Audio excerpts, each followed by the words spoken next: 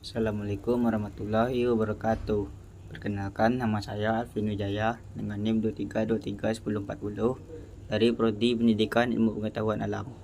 Jadi di video kali ini saya akan membahas materi tentang bisnis plan dan perencanaan usaha.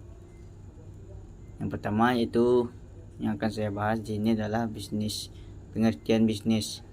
Pengertian bisnis adalah suatu organisasi yang menjual barang atau jasa kepada konsumen atau bisnis lainnya untuk mendapatkan laba.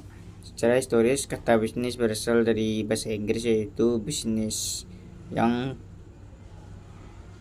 dari kata dasarnya yaitu basi yang berarti sibuk. Dalam konteks individu, komunitas ataupun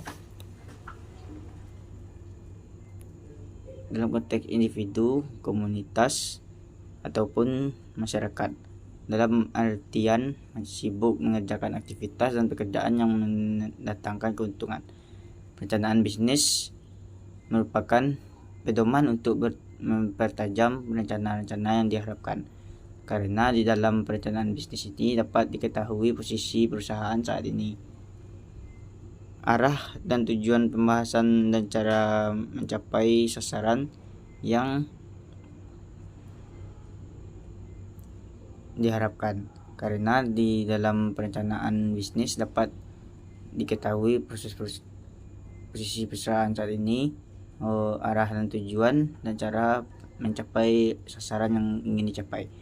Agar perusahaan berjalan pada jalan yang benar, maka seorang wirausaha menyusun bisnis plan. Bisnis plan merupakan suatu dokumen yang menyatakan keyakinan akan kemampuan sebuah bisnis untuk menjual barang atau jasa dengan menghasilkan keuntungan yang memuaskan dan menarik bagi penyandang saran. Pengertian lain dari bisnis plan adalah sebuah selling dokumen yang mengungkapkan daya tarik dan harapan sebuah bisnis kepada penyandang dana potensial. Di dalam perencanaan bisnis perlu dilakukan analisis kelayakan usaha. Hal ini dikarenakan aspek utama dalam melakukan usaha pertama kali. Faktor kelayakan perlu diperhatikan dan merupakan hal yang cukup penting. Perencanaan usaha diperlukan dalam kegiatan bisnis yang akan dilakukan maupun yang sedang berjalan agar tetap berada di jalur yang benar sesuai dengan yang direncanakan. Perencanaan usaha merupakan alat yang sangat penting bagi pengusaha maupun pengambil putusan kebijakan perusahaan. Perencanaan usaha juga dapat dipakai sebagai alat untuk mencari dana dan pihak ketiga. Ada lingkup yang perlu dijelaskan untuk menuju perencanaan usaha yang optimal. Dalam ekonomi kapitalis, di mana kebanyakan bisnis dimiliki oleh pihak swasta, bisnis dibentuk untuk mendapatkan profit dan meningkatkan kemakmuran para pemiliknya. Pemilik atau operator dari sebuah bisnis mendapatkan imbalan sesuai dengan waktu usaha atau kapital yang mereka berikan. Namun tidak semua bisnis mengejar keuntungan seperti ini. Misalnya bisnis kooperatif yang bertujuan meningkatkan kesejahteraan semua anggota, atau institusi pemerintah yang bertujuan meningkatkan kesejahteraan rakyat. Model bisnis seperti ini kontras dengan sistem sosialitik, di mana bisnis besar kebanyakan dimiliki oleh pemerintah, masyarakat umum, atau serikat pekerja. Manfaat bisnis plan. Manfaat-manfaat yang dapat diambil dari bisnis plan yang baik yaitu membantu dalam mencari modal dan pinjaman kepada lembaga keuangan pemberi kredit. Bisnis plan bisa menggambarkan kesiapan calon entrepreneur yang terjun langsung dalam dunia bisnis. Seberapa dalam calon entrepreneur mengetahui bisnis yang sedang dirancang. Hal itu terlihat dari seberapa kompleks rincian bisnis plan yang disusun. Membantu dalam menentukan apakah akan melanjutkan usaha atau berhenti.